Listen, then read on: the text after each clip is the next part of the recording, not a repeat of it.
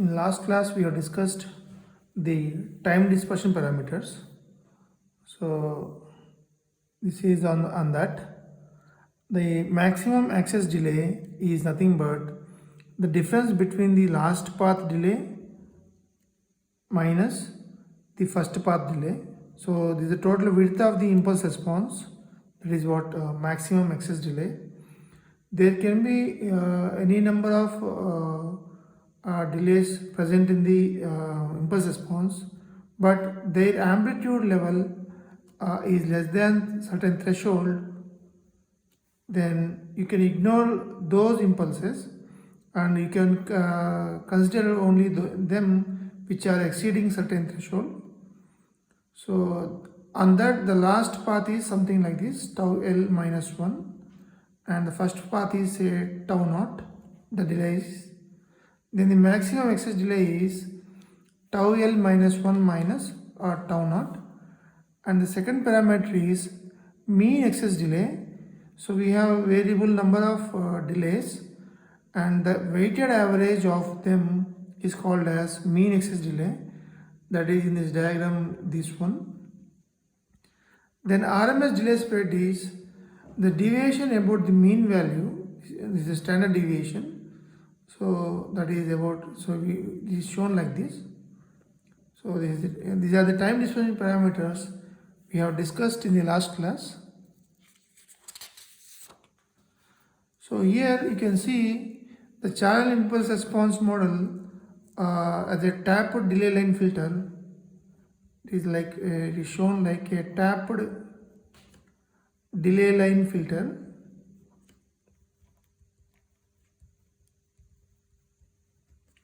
So we know y of t is equal to, for frequency selective channel, something like hi into x of t minus tau I.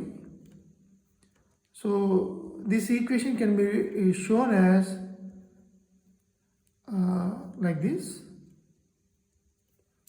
So with the help of tapped delay line filter, and these are the, in our case they are h0 and the h1 and the h2. So they are tap coefficients and they are tap delays, right?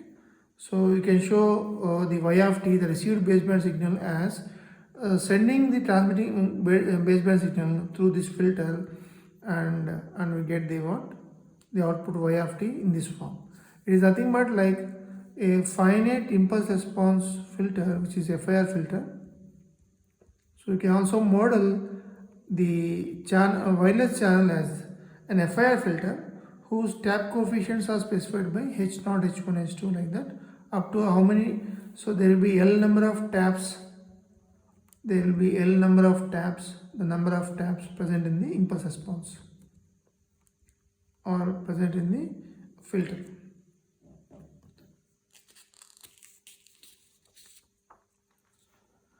And this is, if it is a flat fading channel, there will be only one coefficient and it varies. So it is plot of say 20 log mod h. It is varies versus time this way about the average value. And if it is a frequency selective channel, so this is the time axis and this delay axis, it is in nanoseconds. So the delay axis, so there are 4 taps are present or 4 channel coefficients are present, which are varying in similar manner only. And here also the autocorrelation function is Bessel function. And here also each tap coefficient, each channel coefficient correlation function will be Bessel function only, but the average power will be different. The average power is for this is say P naught, and the average power for this waveform say it is what, P1, and the average power for this waveform P2 and P3. So in flat fading there will be only one variation of the one coefficient, and in the frequency selective channel we will have variations over time for what, here in this case 4 coefficients. So this is delay axis this side, and this is what, time axis. So this is for frequency selective channel. And if you see, and this is the response, frequency response of the frequency flat fading. So in frequency flat fading, for each instant of time, given instance of time, you will see the frequency response is the frequency axis. So you will see the response is flat. So for all frequencies, it is something like mod h value. So it is flat, but over time it will vary. Whatever it varies, the value will be again constant across all the frequencies. So this is the frequency response of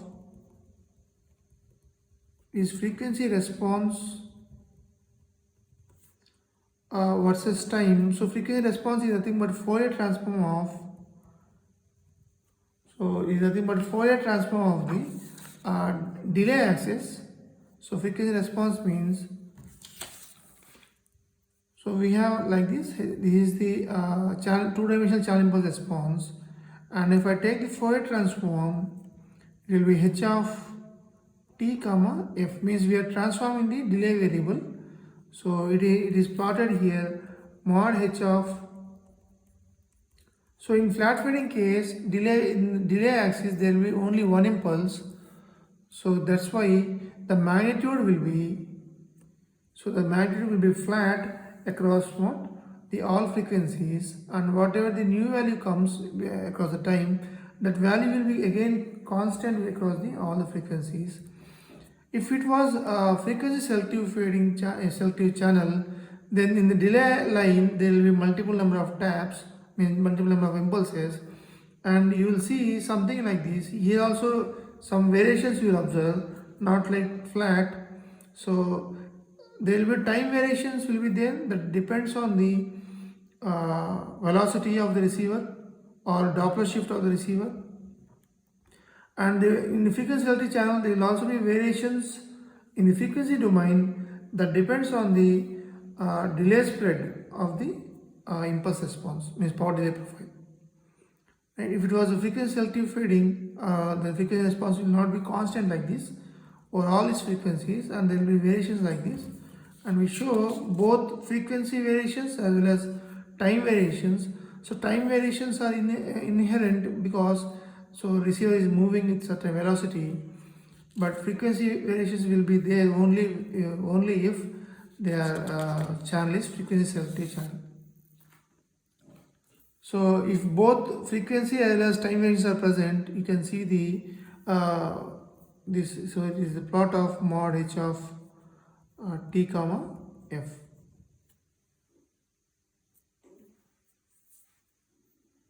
So if this is for a frequency selective channel, there in frequency also there are variations, and time also there will be variations. So this is we discussed up to the last class. Now we start the discussion of discrete time channel model.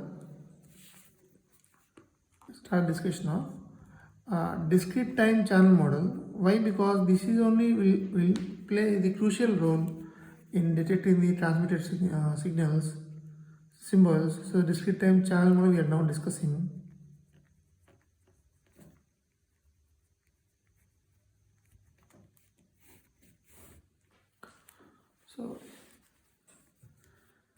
So we just draw the receiver diagram, typical wireless receiver, wireless communication receiver. So there will be a receiving antenna, and if I take super heterodyne receiver here, and so after receiving antenna there will be a low noise amplifier. We have discussed this. It will have high gain and low noise temperature, and followed by a mixture. So it will have some frequency, and there will be IF stage. So after IF stage, so there may be a matched filter receiver. So it is matched filter receiver. So which is matched filter. After matched filter, you will have a sampler. It samples for every TS seconds, means For every symbol there will be a sample.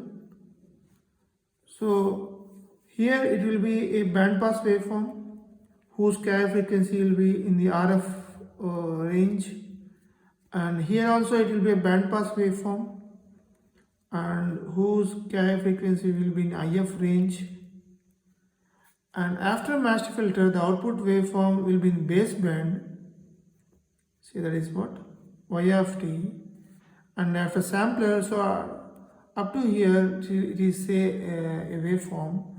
Now, but after sampler it will be a value, say something like y of m. So both demodulation also included in this matched filter. So that down conversion to the IF to 0 and as well as what matched filter, both are what included in this block. So this matched filter includes the frequency down conversion, down translation,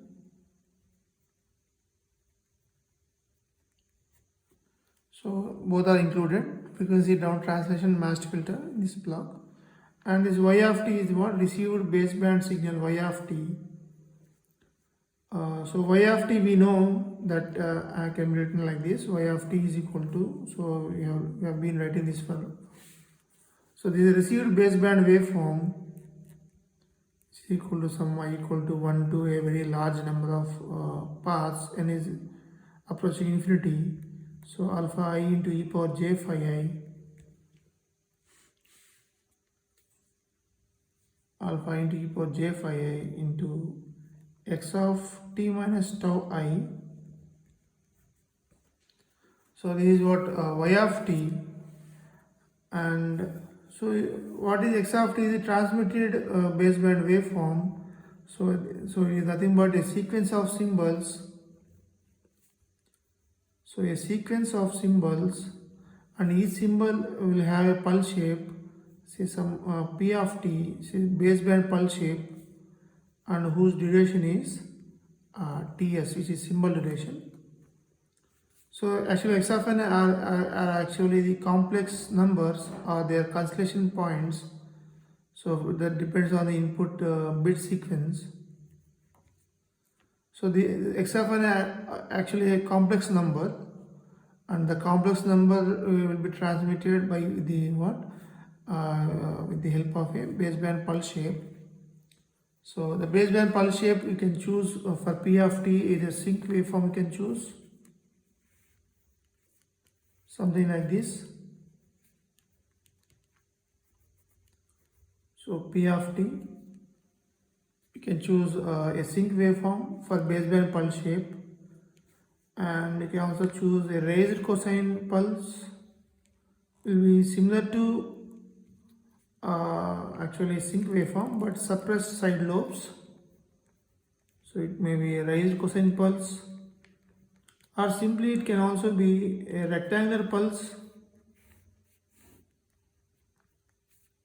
so of duration minus ts by 2. So it will be actually, these also minus ts by 2 to plus ts by 2. Here also there is a sync pulse, and here also so if we rectangular pulse, so minus ts by 2 to plus ts by 2. So maybe the value 1 here is what p of t. This is the baseband pulse shape. So we can transmit the different values or different symbols right as a weights as a coefficients to these shifted pulses. So if I substitute this here, I get y of t is equal to,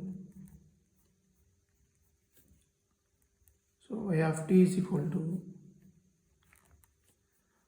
something like this, I is equal to 1 to n alpha I into e power j phi I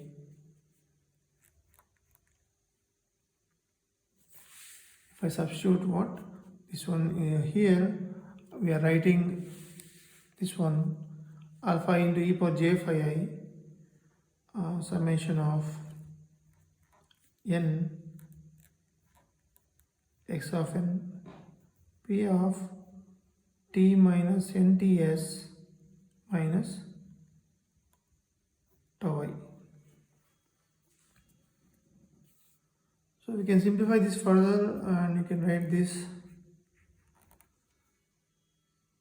Now you after the output of the sampler, you can write like this. So if I sample the time by the sampling rate of fs, which is equal to 1 by ts, so mth sample will be like this. So at t equal to mt, if I substitute here,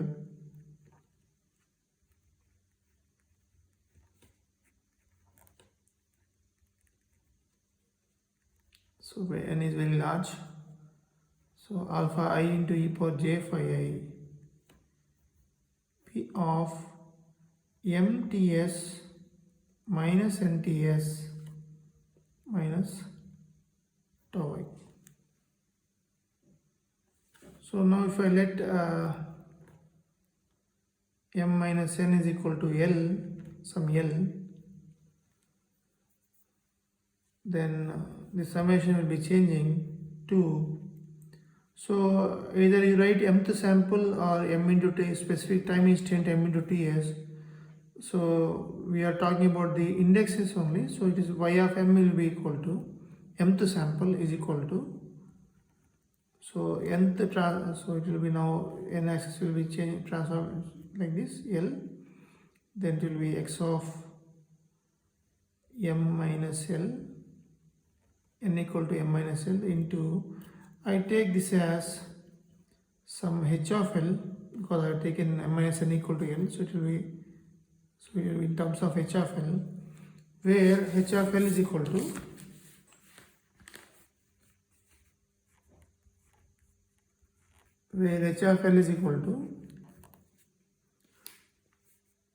I alpha I e power j phi I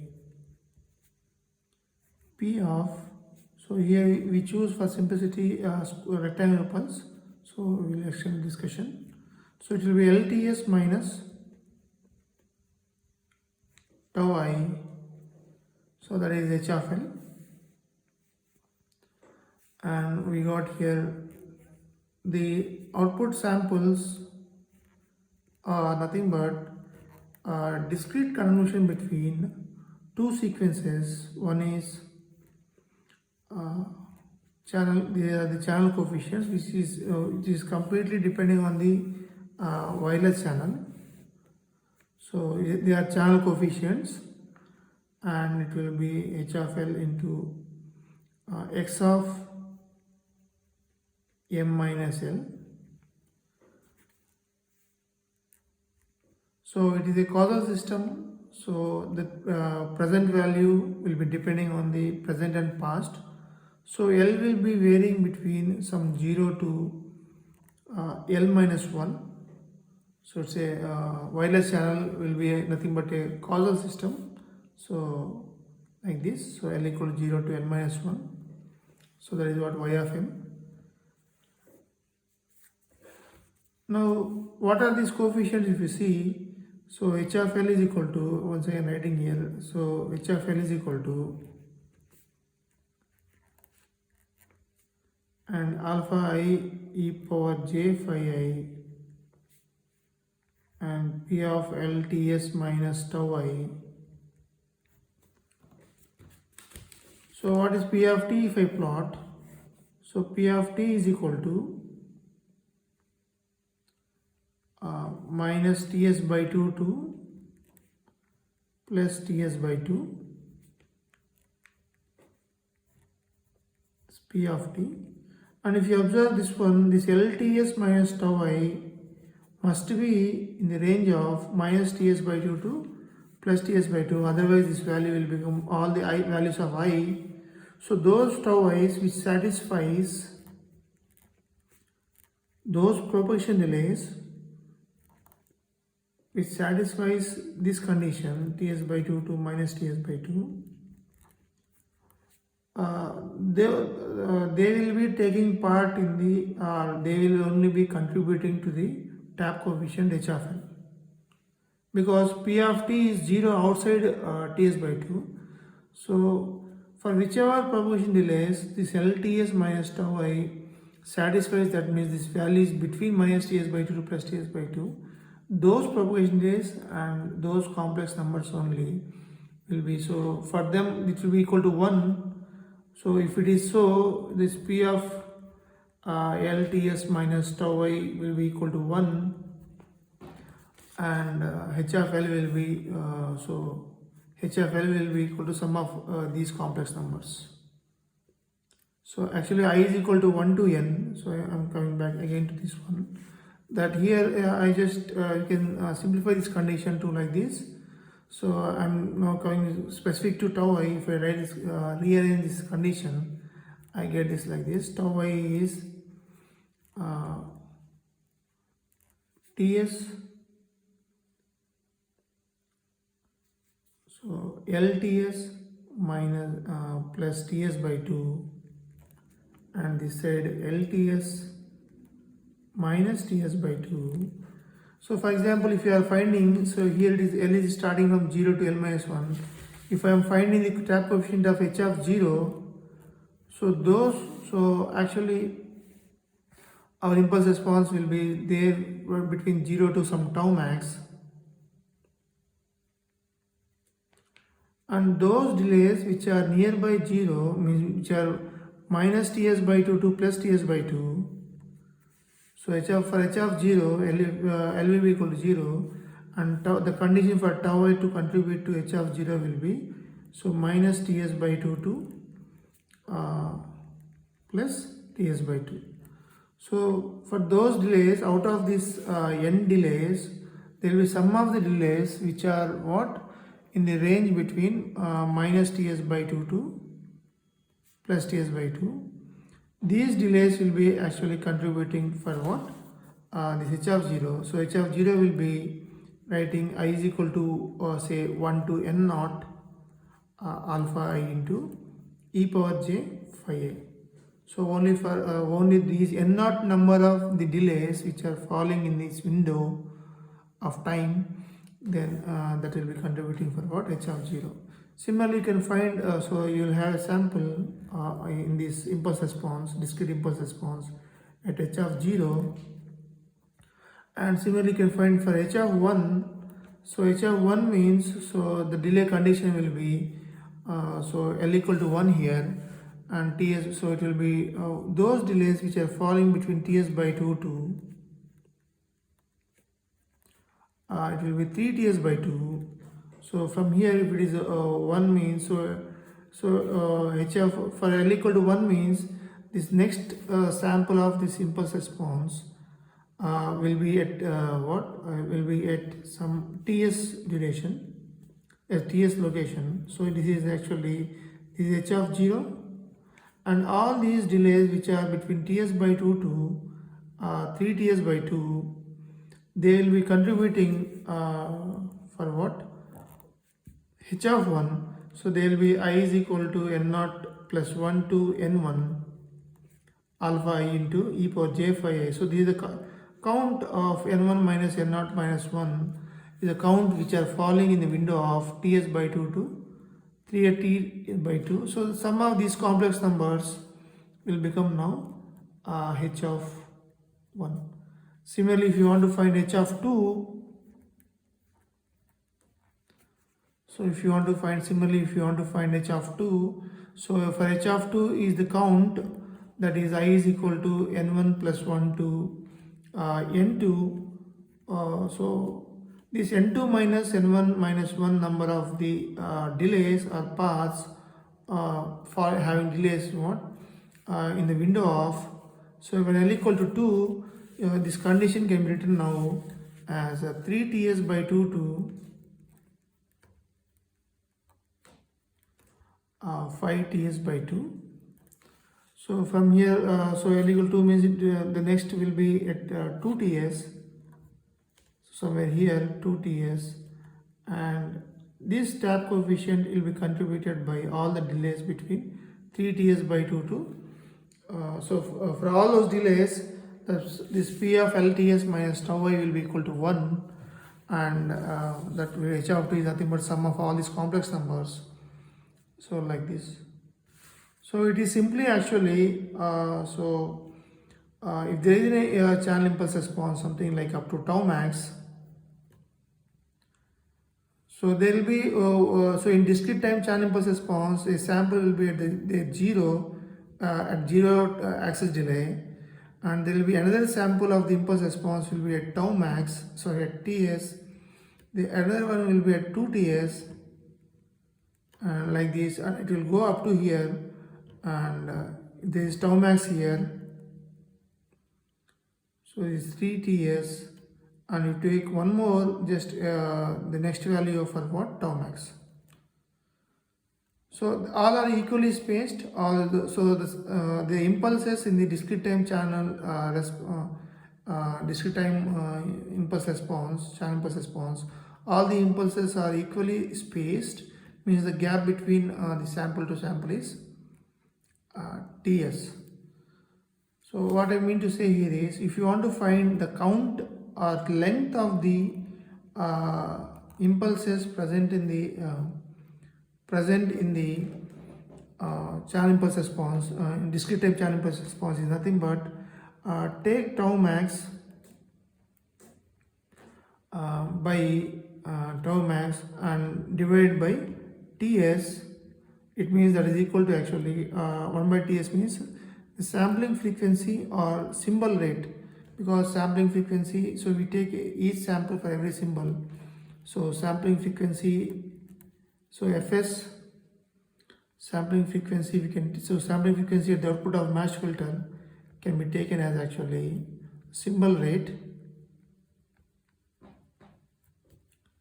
so fs as symbol rate.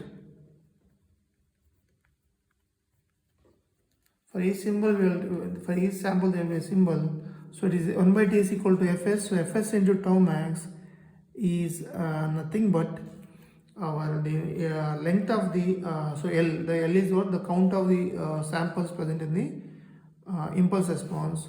So we take a seal of this, so it is like actually we have to count from minus 0.5 to plus 0.5 ts, like 0.5 ts to 1.5 ts, like that we have to seal, take like this, but without loss of much accuracy, we can take this expression to find the count of the length of the channel impulse response. So without, so we will be losing, it appears we will be losing some accuracy in this, because we are actually it is minus 0.5 ts to plus 0.5 ts, and 0.5 ts to 1.5 ts, like that we have to take for different tap coefficients, and the length there will be a small change in the length calculations if I follow like this and if I follow like this, but without loss of much accuracy.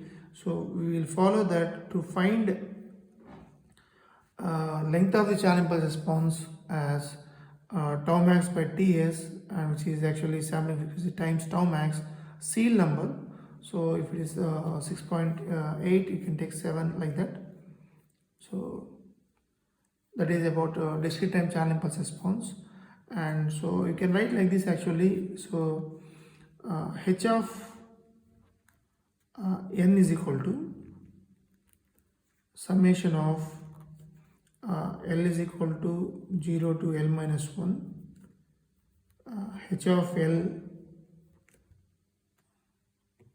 del of n minus L. So this is actually channel impulse response, discrete time channel impulse response of this, because in this way you can write y of m is equal to y of m or y of n you can take.